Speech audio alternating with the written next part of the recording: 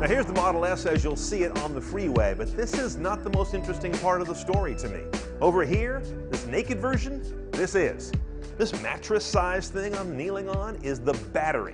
A huge amount of lithium-ion cells put together in a way that is carefully cooled, carefully monitored, and delivering a lot of power. 40, 60, or 85 kilowatt hours are the capacity ranges here, depending which model you buy. Now what happens after those electrons flow out of here is also part of the secret sauce. They go into this big canister-shaped thing, which is called an inverter. An inverter converts the DC, the direct current that is stored in that battery, into the AC, the alternating current, which this motor wants. That motor then spins through this one-speed gearbox. You don't shift anything. This is a reduction gear. It turns the very high RPMs of this motor into more usable RPMs out to the axles and the road wheels. The way this battery and inverter are designed is a key part of what Tesla's doing. Power and range is a complicated business on a Tesla. The base powertrain Model S has 362 horsepower, 325 foot-pounds of torque, gets to 60 in 6.5 seconds. The performance cars have 416 horsepower and 443 foot-pounds of torque, and they do 60 in 4.4 seconds. They're seriously fast. The major difference between the two is the throughput of the inverter, which sits between the battery and the motor. Range on either car is governed by the battery size. The 40 kilowatt-hour battery gets you about 160 miles at best. For 10,000 more, you can get the 60 kilowatt-hour battery, 230 miles optimal. And for 10,000 on top of that, the 85 kilowatt battery, 300 miles under a best case.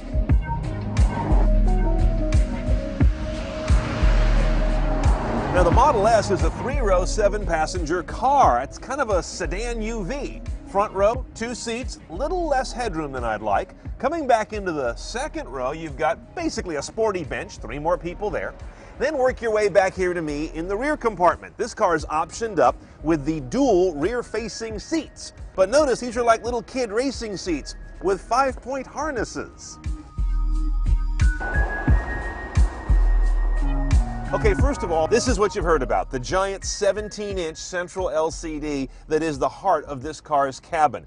Across the top, you've got a static ribbon, very much like you have on a lot of mobile devices. If I go to media, I get my media choices. They show up down here. AM, FM, HD radio, XM satellite. You've also got 2 supported streaming services now, TuneIn and Slacker. It's all software, they can add many more, but right now those are your choices on streaming. Notice how everything here is popping into a contextually relevant screen as I hit it. For example, here are my tone controls, and the kind of data and interface you get here, you just don't see in any other car. Notice the nav, that's Google Maps. It's also where your navigation takes place, although I should point out an important distinction. The mapping is Google Maps. The navigation technology is Garmin. This is not yet using Google turn-by-turn navigation.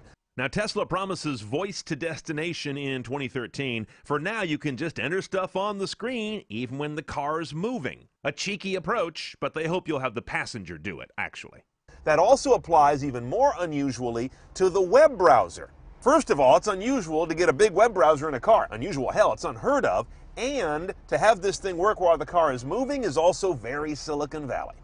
Camera is interesting. Another one of these places where Tesla is kind of breaking convention. Here's my rear camera.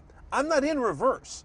And if I start driving, this camera can stay on. Another interesting wrinkle, you can have a standard def camera, or in this case, we have the high def camera. Look at that resolution. What they have in resolution, they do not have in around view cameras or multiple angle rear view cameras.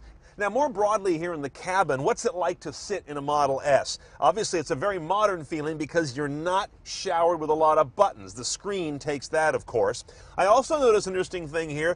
Tesla doesn't make every single part of their car. They've gone to the Mercedes parts bin to get things like the cruise control, the turn signals and wipers, and the gear shift selector up here. If you gotta go buy from the best. Now, wireless keys are nothing new in this day and age, even fancy ones, but this one goes to the level of cute. To unlock or lock the car, you press on the roof. To unlock or lock the front trunk or frunk, you press on it. Same thing goes for the rear. Now, driving a Model S is, first and foremost, a matter of driving an electric car.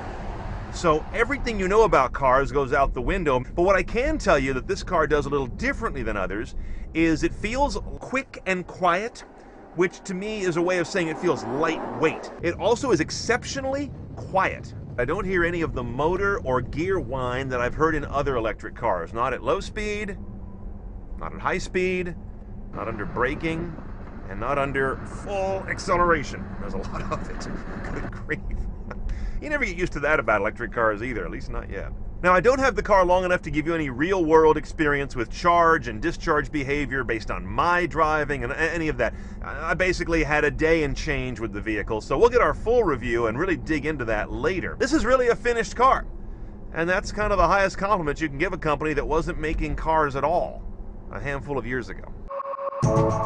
Okay, the bottom line on a Tesla Model S, about $51,000 with destination charge. Now, I know what you're saying. Wait a minute.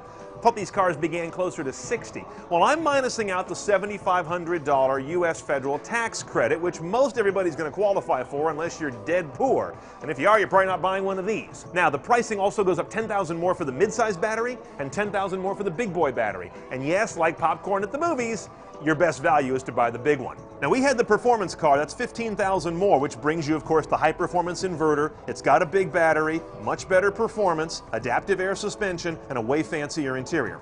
You also got to look at the tech package. 3750 puts navigation in that big screen. That is not standard. But nothing will influence people's purchase consideration of this electric vehicle as much as their conception of all electric vehicles. That's the big mindset that people are really trying to get their heads around, and Tesla has only so much control over that.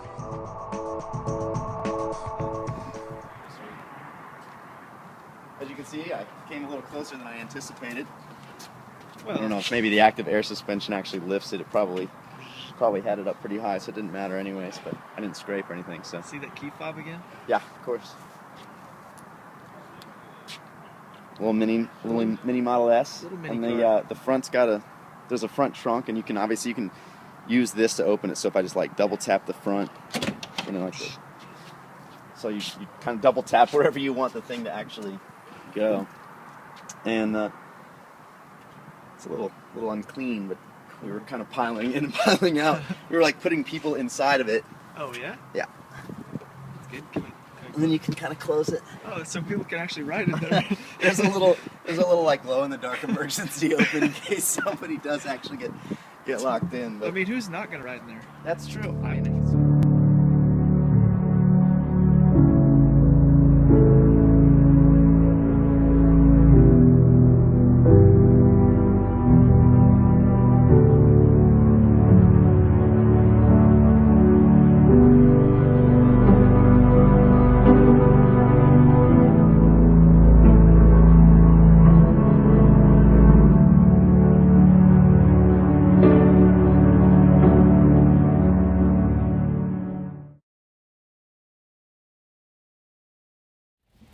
So if you're not touching a pedal, you're not touching a pedal, right?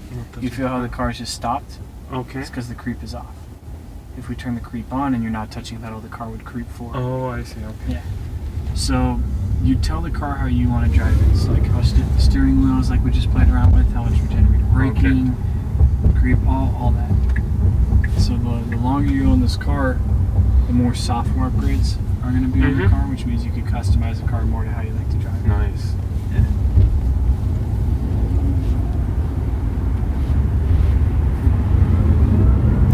Nice. And one more? Traffic comes back here, no, we're gonna stop. Oh, okay. Yeah, the traffic up there looks really bad.